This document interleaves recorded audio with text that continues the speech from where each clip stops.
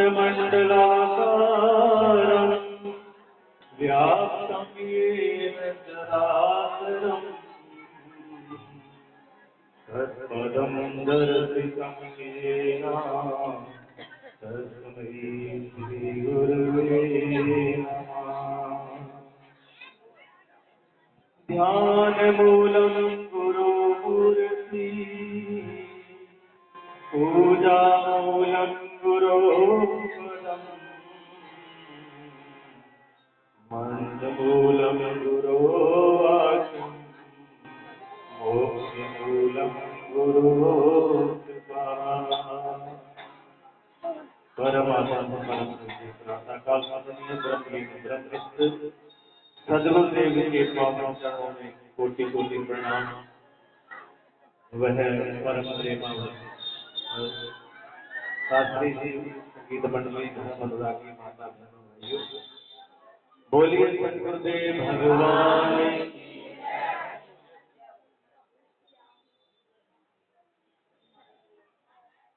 परीक्षा जो है जिंदगी में हर घड़ी होती है।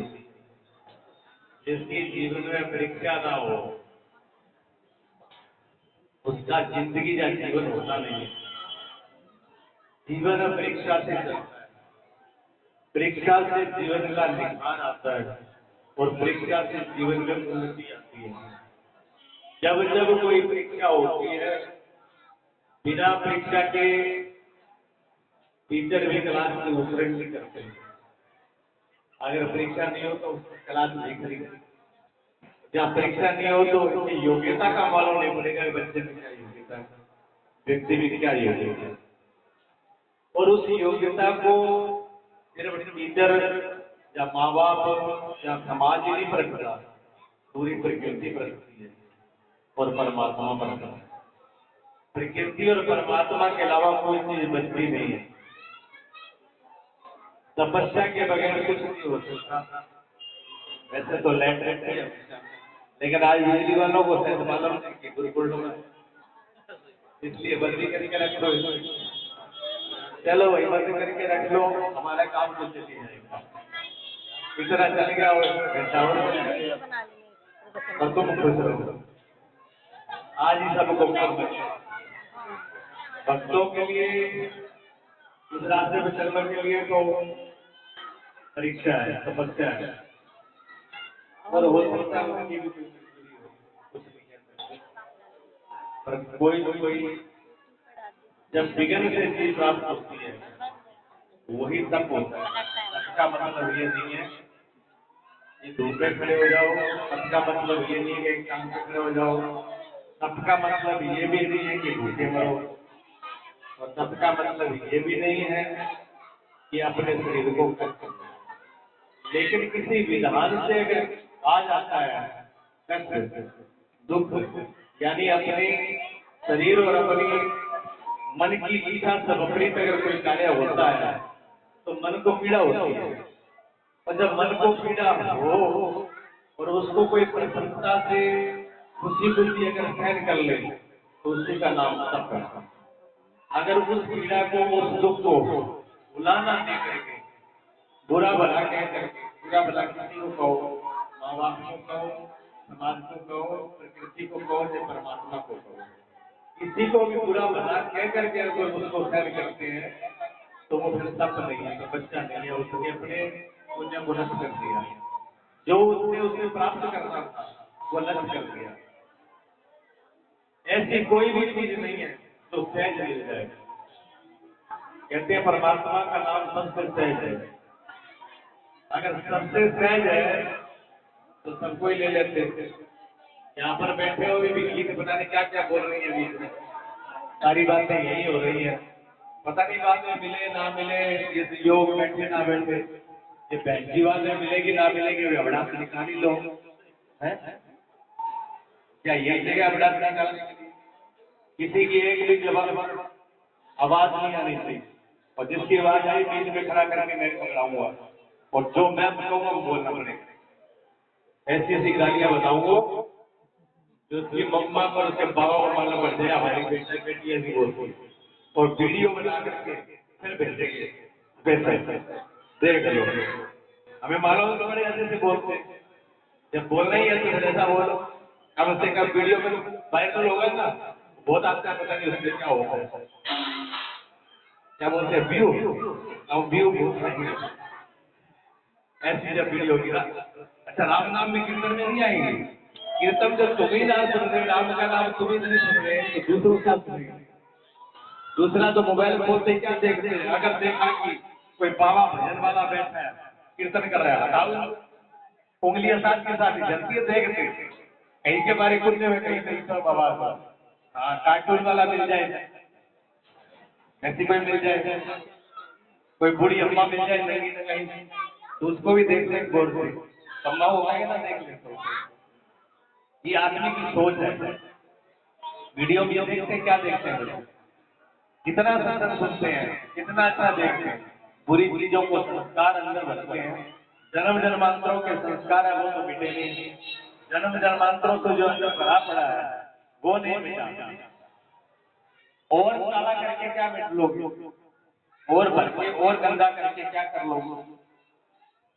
कबीर साहब कहते हैं जो की क्यों धरती चदरिया, मैंने जैसे चदरी ओढ़ी थी, जैसा मैंने इसको धारण किया था, इस मन को, इस बुद्धि को, इस अंतःकरण को, इस शरीर को जैसा मैंने धारण किया था, मैंने वैसा के वैसे छुआ तक नहीं। इसका ये मतलब नहीं है जो कि क्यों धरती चदरिया, जो कि क्यों धरती चदरिया का मतलब क्या है, मैंने उसको बिगाड़ा नहीं, बिगाड़ा नहीं, खराब नहीं किया, जो इससे काम लेना था, जो क्यों धरती चदरिया का मतलब ये नहीं कबीर साहब ने उससे कोई काम नहीं लिया, नहीं, कबीर साहब ने वो काम किया जो इससे लेना चाहिए, इससे उन्होंने जो प्राप्त करना था उस चीज को प्राप्त किया, एक भी क्षण अपना व्यर्थ नहीं जाने दिया, अपने लिए औरों के लिए इस जीवन का उपयोग किया।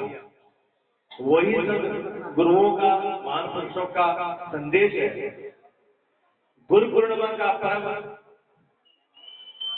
वेद व्यास जी आचार्य जिन्होंने पुराणों की, शास्त्रों की रचना करी, और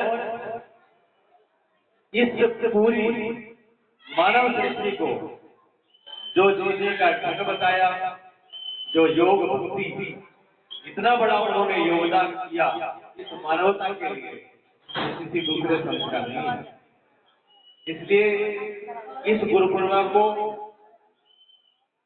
व्यास पूर्णिमा भी कहते हैं, व्यास पूजन भी कहते हैं। वेद व्यास जी का इस दिन प्रगट्य भी हुआ, इस दिन इस धरती पर उन्होंने अवतार लिया, प्रकट हुए, जन्म लिया, जन्म लेकर के और अपने जीवन को तो सार्थक यही किया, पता नहीं कितने लोगों को सार्थक कर दिया, और कर नहीं दिया, अभी कर रहे हैं। सब पुराण लिखने के बाद भी जो बाद में पुराण लिखा गया, श्रीमद् भागवत महापुराण, श्रीमद् भागवत महापुराण की आप सब लोग कथा सुनते हो, और कितने आचार्य, कितने शास्त्री, कितने विद्वान उससे जी रहे हैं, और कितने लोग उससे अपना जीवन चला रहे हैं, और कितना लोग उससे अपनी जीविका भी चला रहे हैं। ठीक है ना, ये वेद व्यास की देन है। ये जरूरी नहीं है कि उसे सब लोग दुरुपयोग करते हैं, दुरुपयोग तो कोई इक्का दुक्का कम मात्रा में करता है, लेकिन दुरुपयोग वाला व्यक्ति सीख जाता है, जो उसका सदुपयोग कर रहे हैं, जो उसका लाभ उठा रहे हैं, जो फायदा ले रहे हैं, वो नहीं सीखता। आप 100 काम करो अच्छे, कहीं अखबार में फोटो नहीं आएगी, एक ही काम पूरा कर लो, पेपर में न्यूज आ जाएगी, टीवी में आ जाएगी, आस पड़ोस में भी सब बधाई बांट देंगे, ये बहुत बढ़िया व्यक्ति है। दूर से देख के और तरीके से देखेंगे कि परलोक से आया है, कि स्वर्ग वैकुंठ से भी उतर के आया है, स्पेशल उसकी तरफ ऐसे जाएंगे, और दूसरा के राम राम है, राम राम भैया, ऊपर से दस के राम राम करेंगे, बाद में देख ली ये वही है, ये वही है, इशारा ये करेंगे। ये है संसार की रीत, ये संसार की रीत है कि अच्छाई प्रकट नहीं होती और बुराई बुराई प्रकट होती है एक क्षण में। अच्छाई जो है क्यों प्रकट नहीं होती, उसका भी कारण है। अच्छाई प्रकट की होती है, उसका भी कारण है। कारण उसका ये है कि अगर सफेद सफेद दीवार पर आप सफेद चौक से कुछ भी लिखते रहो, कोई दिखाई नहीं देता। और सफेद दीवार पर आप काले चौक से अगर कुछ लिख देते हो, काले अक्षर से कुछ लिख देते हो, तो तुरंत दिखाई देता है। हमारा जीवन जो है, ये मनुष्य का होना जो है, वो शुद्ध और पवित्र है, निर्दोष है, स्वतंत्र है, आजाद है और सच्चित आनंद रूप है। मस्ती, आनंद और निर्भयता, ये हमारा अपना होना है। अगर इसमें हम होते हैं तो कुछ मालूम भी नहीं पड़ेगा। अगर आप आनंद में हो तो आपको मालूम पड़ता है कि मैं आनंद में हूं। खुशी आपको मालूम पड़ती है? आपको खुशी मालूम नहीं पड़ती? खुशियां बहुत होती है। कौन सी खुशी आपको मालूम पड़ती है? घर में बेटा जन्म जाए, पटाखा जला दो, थाली बजा दो, बधाई बांट दो, रसगुल्ला बांट दो, लड्डू बांट दो, ये तो मालूम पड़ गया। घर में और गाड़ी ले आए तो बधाई बांट दी। घर में और खुशी हो गई, मकान बना लिया, मुहूर्त हो गया, तभी खुशी मना ली, कीर्तन कर लिया, नाच गान कर लिए। ये खुशी नहीं है। न तो गाड़ी खुशी है, ना मकान खुशी है, ना धन खुशी है, ना कोई बेटे का जन्म खुशी है। ये खुशी नहीं है। ये तो हमने मान ली। ये हमने ऐसे मान ली जैसे कुत्ता जो है ना, वो सूखी हड्डी को चबाता है। सूखी हड्डी को चबाता है तो उसके मसूड़े कट जाते हैं सूखी हड्डी में चबाने से, तो उसके मसूड़े में से खून आने लगता है। इसके कुत्ते के मुंह से खून आता है और उसको ये लगता है कि हड्डी में से खून आ रहा है, तो फिर वो और चबाता है और रस लेता है। जब पास में दूसरा कुत्ता आ गया तो उसको गुर्राता है, ये हड्डी मेरी है, ये रस मेरा है, ये खून, तो इसको नहीं छू सकता।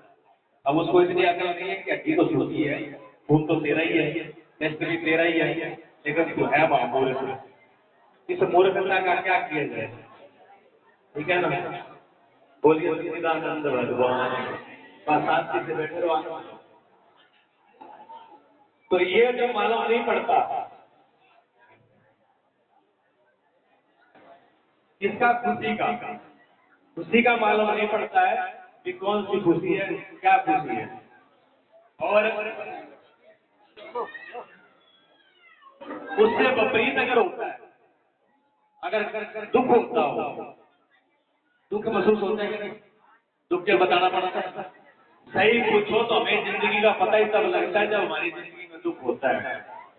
कोई न कोई बीमारी ना आ जाए, कोई न कोई दुख हम नहीं खरीद लें, कोई न कोई आपदा जब तक हम नहीं खरीद लेंगे हमको झेल पड़ेंगे। अपने आप को यह आपदा नहीं आती है। आपदा हम खरीदते हैं, रोग भी हम खरीदते हैं, जीभा के पेट से, कान के, नाक के, चमड़ी के टेस्ट ले लेकर के रोग रोकते हैं। क्या खाना चाहिए, क्या हमको ज्ञान नहीं है? हमको ज्ञान है क्या खाना चाहिए, क्या नहीं खाना चाहिए, लेकिन हम उसकी परवाह नहीं करते।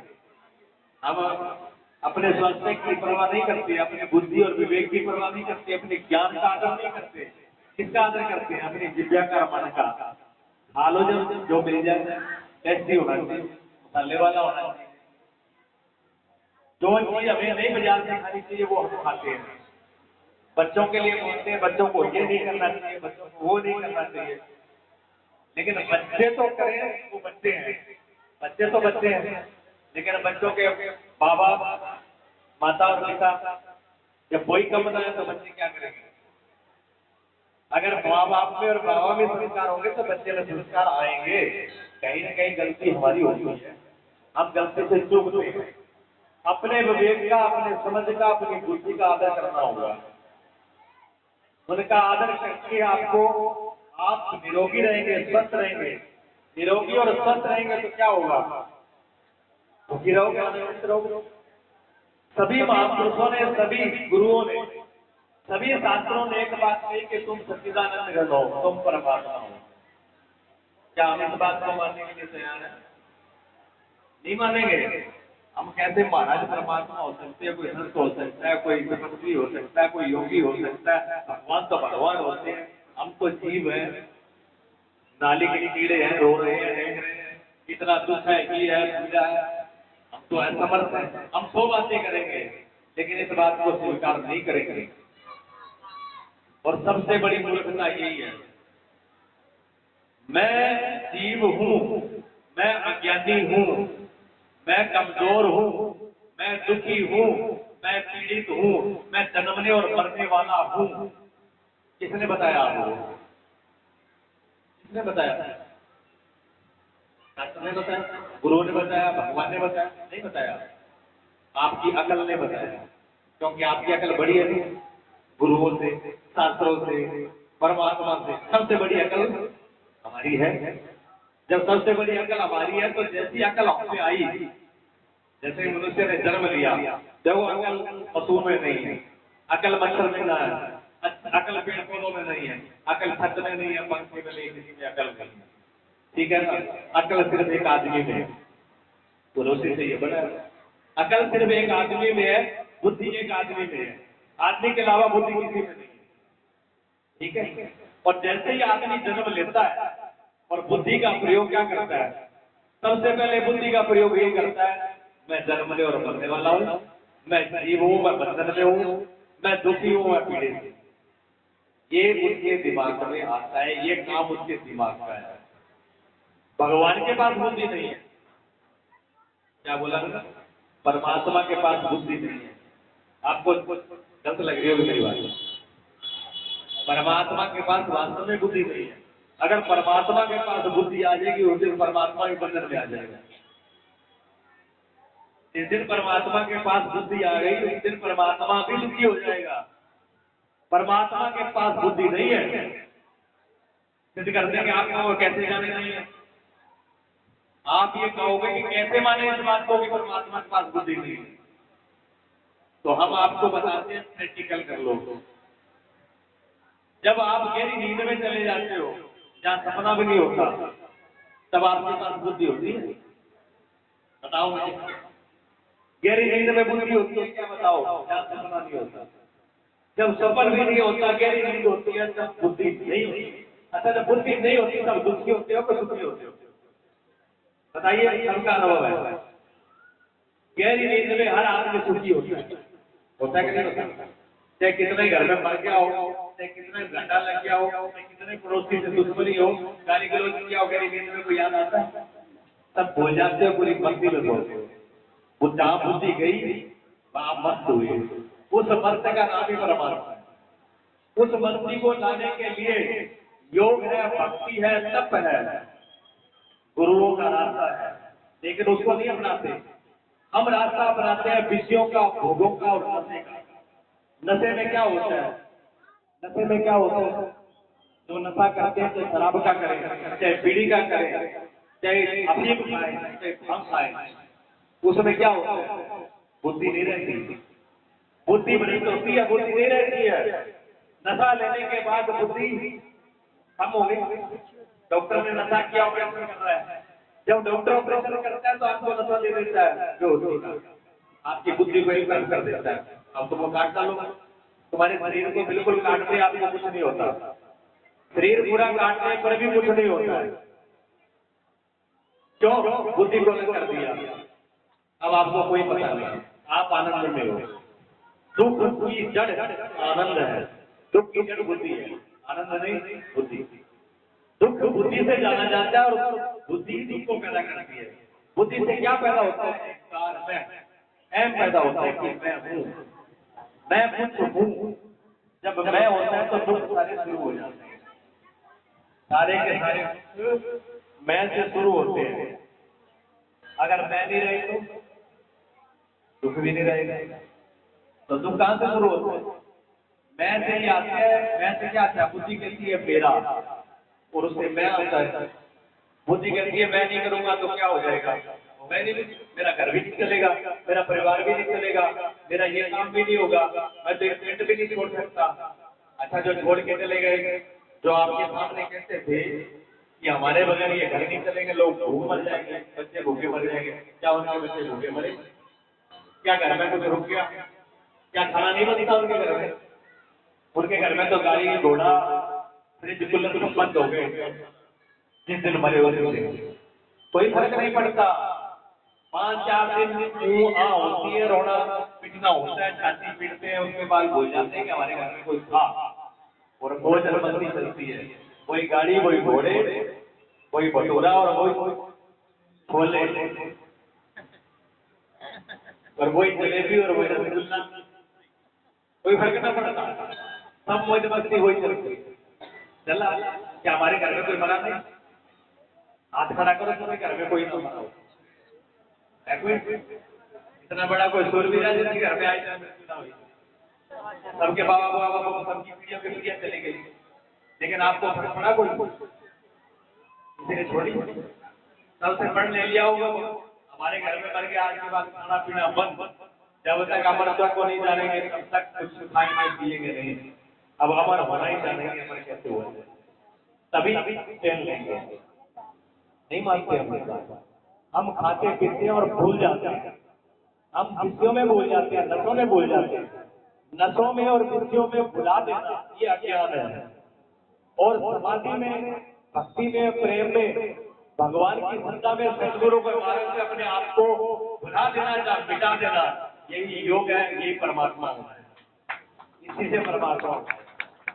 जो इस रास्ते पे चल गया वो परमात्मा हो गया।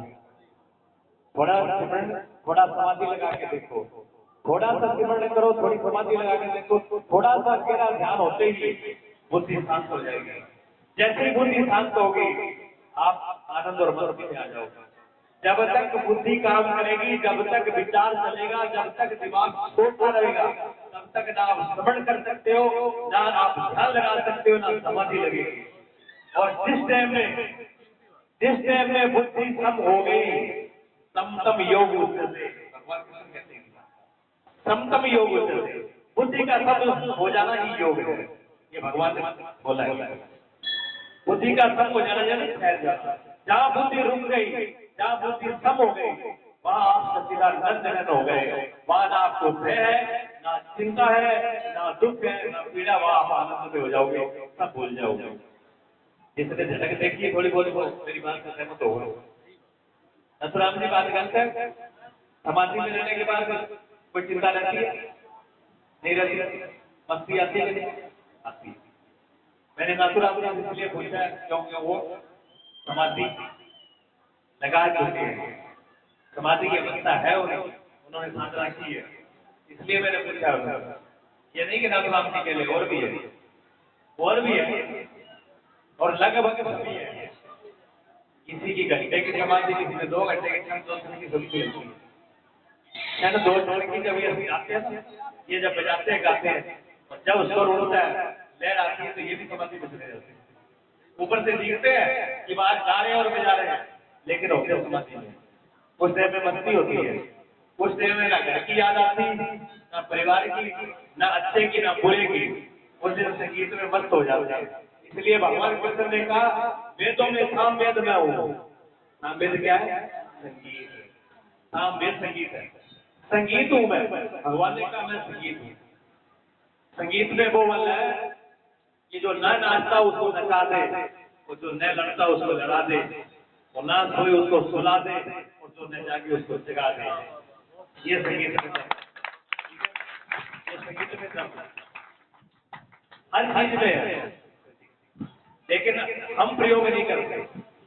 जब हम प्रयोग करेंगे तो ये चीजें आएंगी हमारे, ठीक है ना।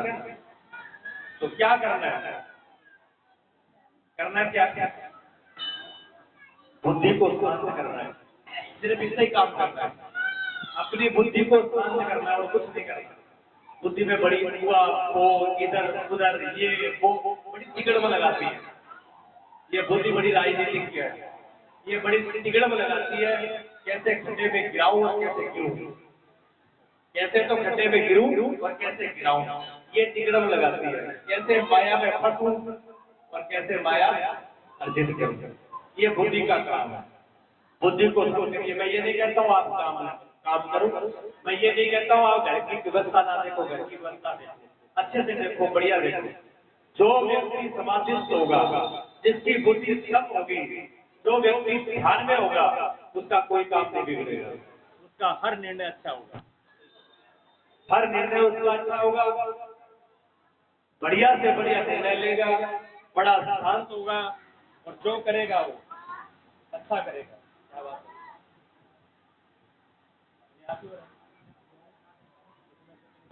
करना है, बुद्धि को शांत करना है।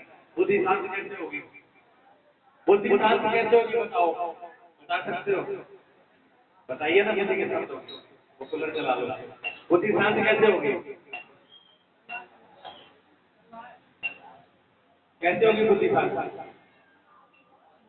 बता सकते हो? अच्छा आप बताओ, जब सत्संग सुनते हो तो बुद्धि शांत होती है कि नहीं होती? सत्संग में बुद्धि शांत होती है कि नहीं होती? होती है। तो फिर जोर से बोलते क्यों? तुम्हारा जेठ बैठा है, गुरुजी बोलेंगे ससुर बैठे तो मटका निकाल के बोल। जेठ और ससुर को तो सीधी गालियां आती है, घुबड़ उबड़। और सही बात पूछो तो बोलती है। क्या करें बताओ? अब गुरुजी बोल रहे जहाँ ना बोलना चाहिए वहाँ बोलेंगे, कि जहाँ गुरुजी बोल रहे हो हमारा काम है। ये बड़ी बढ़िया बात, जवाब भी अच्छा है। अब गुरुजी भी फिर सोना बताएंगे अब जो गुरुजी ने पूछा बोला सुनाई दिया, पर गुरुजी बोल रहे हैं हमें क्या बोलना है? ये बात तो सही है। तो पूछने में तो उत्तर देना चाहिए। जहाँ बोलना चाहिए वहाँ बोलना चाहिए, और जहाँ बिना बोले काम चले वहाँ नहीं बोलना चाहिए। मौन रहना भी अच्छा है। और जहाँ जवाब नहीं देना चाहिए वहाँ भी नहीं बोलना चाहिए, और जहाँ पूछा जाए वहाँ बोलना चाहिए। वहाँ गूंगे मत हो। सत्संग के अंदर दिमाग शांत होता है या नहीं होता? होता है तो जोर से बोलो। हाँ, हमें मालूम तो पड़ेगा रोता है कि सोता है, या सब सो रहे हैं कि सोता ही बैठे हैं। मालूम पड़ेगा सब सो रहे हैं, हम बैठे हैं मालूम पड़ेगा। अच्छा, जब रसगुल्ला खाते हैं तब एक बार को तो कभी भी ना दिमाग होता है, लेकिन एक क्षण के लिए होता है, ज्यादा देर नहीं होता। नींद में दिमाग शांत हो जाता है, गहरी नींद। लेकिन ये सब प्राकृतिक चीज है। नींद प्रकृति क्या है? परमात्मा की बनाई एलिमेंट है, उसमें हमारा कोई योगदान नहीं है, उसके लिए हमारा कोई मतलब नहीं है। जो चीज हमारे द्वारा अर्जित की जाएगी मैं तो उसका होता है। इसलिए नींद का समाधि से नहीं जाना चाहिए। नींद प्राकृतिक है, प्रकृति का अंग है। लेकिन नींद की अवस्था अगर हम प्रयास के द्वारा कर रहे हैं, स्मरण करके कर रहे हैं, ध्यान करके कर रहे हैं, साधना करके कर रहे हैं, योग के द्वारा कर रहे हैं, और फिर अगर हम कम हो जाते हैं तो वो अवस्था हमारी समाधि की है।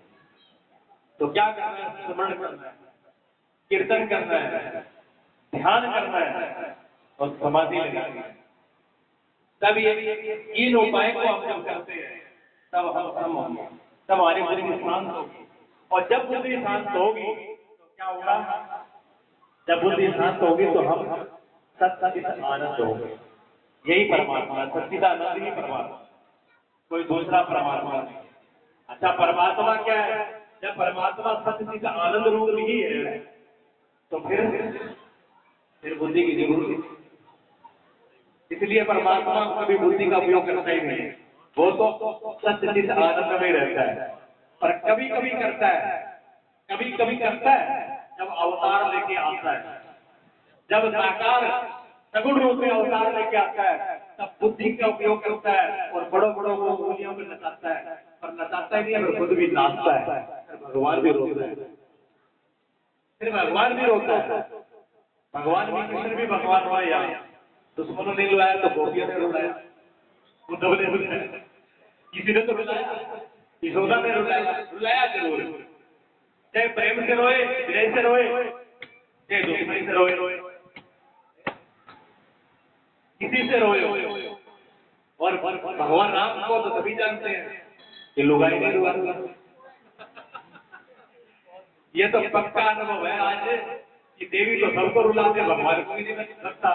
और यहाँ कोई देवी से अगर रो रहा हो, परेशान हो, तो बस भगवान को याद कर लेंगे, भगवान ही समझ हमको दीवार की बोली है। ठीक है ना? इसलिए वो प्रकृति है, माया है। उस माया का काम ही ये होता है, उलझना और उलझाना। माया का काम है उलझना और उलझाना। इसलिए क्या? सदगुरु की शरण, सदगुरु की शरण जिसने ली, परमात्मा की जो शरण में गया वो इस माया से छूट जाता है। तो परमात्मा बस तब सच्चिदानंद है जब वो बुद्धि में नहीं आता, जब मैं नहीं आता, जब अवतार में नहीं आता, तब तो वो सच्चिदानंद घन है। और जैसे ही अवतार लेके आया तो बीमारियां खड़ी हो गई। परमात्मा नहीं बचा जीव क्या बने, ये जीवी परमात्मा है, ठीक है ना। इसलिए सदगुरु के मार्ग में चलना है, सदमार्ग पे चलना है, धर्म पे चलना है, धर्म पे डटे रहना है। चाहे कितना दुख और पीड़ा आए, परेशानी आए, अपने धर्म का त्याग नहीं करना है। बोलिए सच्चिदानंद भगवान। एक छोटा सा कीर्तन कर लें। सखिए मन लिया गुरु का नाम, मेरा मन भक्ति में लाया।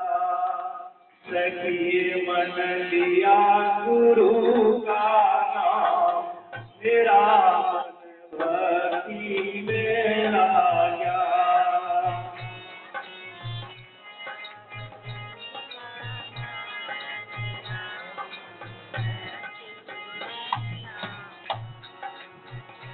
मन लिया गुरु का शरणा, मन लिया गुरु का शरणा। अब विपदा से क्या डरना, सखिए मेरे सुलझे काम, मेरा मन भक्ति में लाया। सखिए लिया गुरु का नाम, मेरा मन भक्ति में लाया।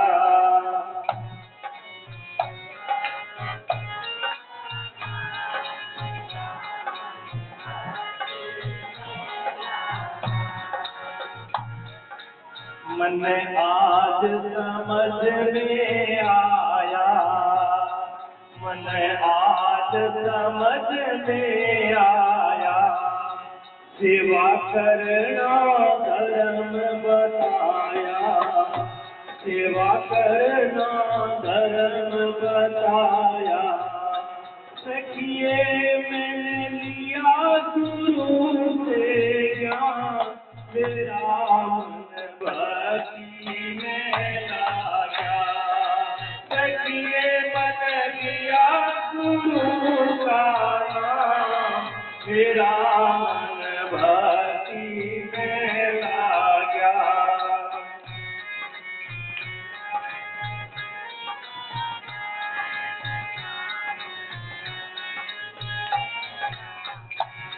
गुरु की शरण में जाते हैं तभी पुरुषार्थ करना, सेवा करना, धर्म पे चलना हमको आता है। मन फेरी गुरु की माला, मन फेरी गुरु की माला। किस्मत का खुल गया ताला, बुद्धि का खुल गया ताला। सखिए मेरी बड़ी जगत में शान, मेरा मन भक्ति में लाया। सखिए मन लिया गुरु का नाम, मेरा मन भक्ति में लाया।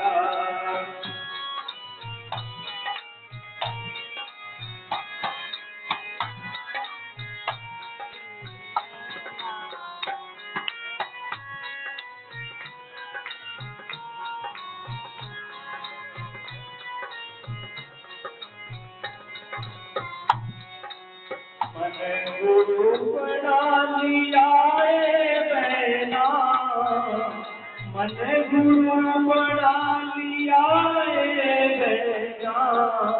सब संतों का ये कहना, सब संतों का ये कहना। सखिए मेरा सतगुरु है भगवान, सखिए मेरा सतगुरु है भगवान। मेरा मन भक्ति में लाया। सखिए मैंने लिया गुरु का नाम, लागा सखिए मेरिया गुरु का राम बाकी में लागा। बोलिए सतगुरुदेव भगवान